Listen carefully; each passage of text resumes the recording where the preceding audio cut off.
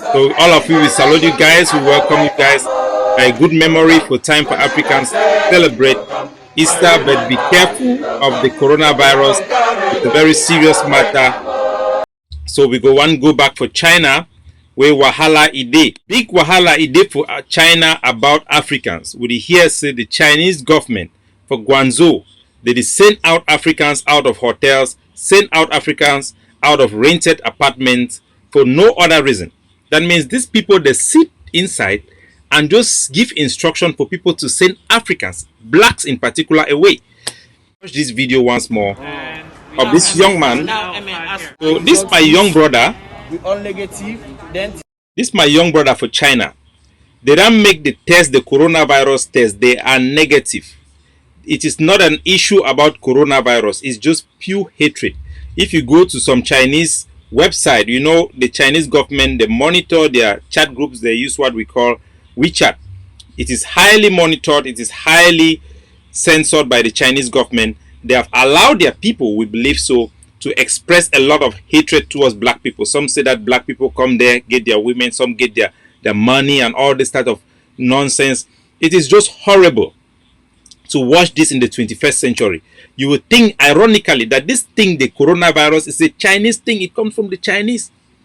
But they are targeting black people, not just Africans, but black people for no reason other than hatred. It's pure hatred. Simple. And how do we respond? How do we respond? We have been so ineffective. We have been so ineffective in our response. We have seen the Nigerians in taking the lead, calling for the ambassador, the Chinese ambassador. We have seen the people in China, the Africans, they are coming together to unite. And once more, it reminds of us that for us to be effective, for us to be able to present ourselves and protect our interests, we need that African unity now more than ever. So let me play the video of one of our parliamentarian.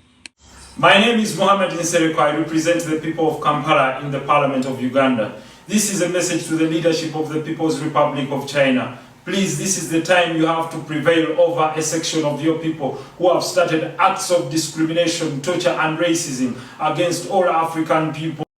So we thank our parliamentarians so much. We need this type of leadership in Africa. We hope most African leaders will speak out like this parliamentarian. Unfortunately, his voice is little and it doesn't really matter because we see he's just a parliamentarian. We need more people to speak out, but more importantly, this should wake the Africans up about the issue of African unity. During the time of Kwame Nkrumah, they did not have the technology of social media like we had. They used to use just radios, but yet the spirit of Pan-Africanism was well and it was alive. We live in an era where we can have the advantage of social media. It's time for us to revive the Pan-African spirit, to come together as Africans in the diaspora and in Africa itself, for us to achieve this goal, to unite ourselves as a people who can speak with one voice and take the advantage of our national resources. The only reason Africans are being marginalized, the only reason we suffer from racism is because we do not have a voice. We don't have a common system. We believe in the dream of a united state of Africa where the various African states will come together, respecting their internationally recognized borders as they had during their period of independence, but functioning as a united state. That is the advantage of America. You can look at Donald Trump. They sit in Washington, they take strategic decision.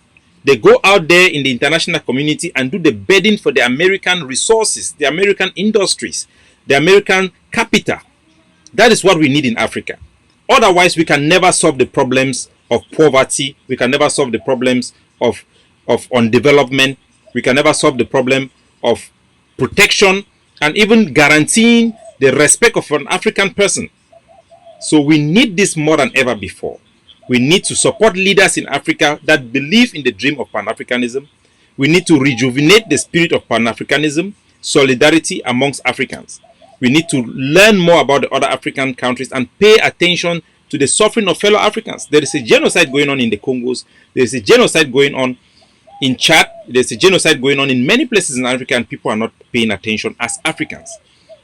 If you do not care about what is happening in Africa, don't think that African lives will matter, because people treat you the way you treat yourself. We have to look inward and make sure we take responsibility and take do the hard work that is needed to take back the institutions of African governance. All the dinosaurs in Africa, people like Museveni, Paul Biya, Buhari, the guys in Gabon, there are many of them that have sit there to make sure that no generation in Africa is going to have an opportunity to have a say in the future of the various states around Africa. That needs to end. We need to come back home, be more active in politics, be more caring about what is happening in other part of Africa to push the agenda of African unity so that we can mine our iron ore and have enough capital to build our own vehicles, to have our own innovation in Africa. We have to be able to transport the nuclear technology in South Africa, to build nuclear plants in Nigeria. We cannot allow the white people to tell you what we can do and what we cannot do in Africa. We are capable of doing it. We are capable of being organized. The problem is that we don't have leaders with vision, because the international partners that have us divided the way we are, they are there to guarantee that only people who have no vision will lead Africa. In Uganda, there are many business people who are smart enough to run that country. In Nigeria, the same.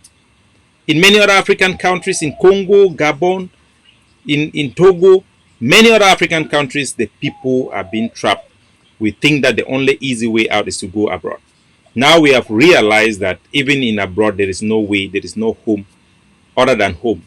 It's time for us to start engaging African politics, engaging African youth to a one spirit where we can defend our interests.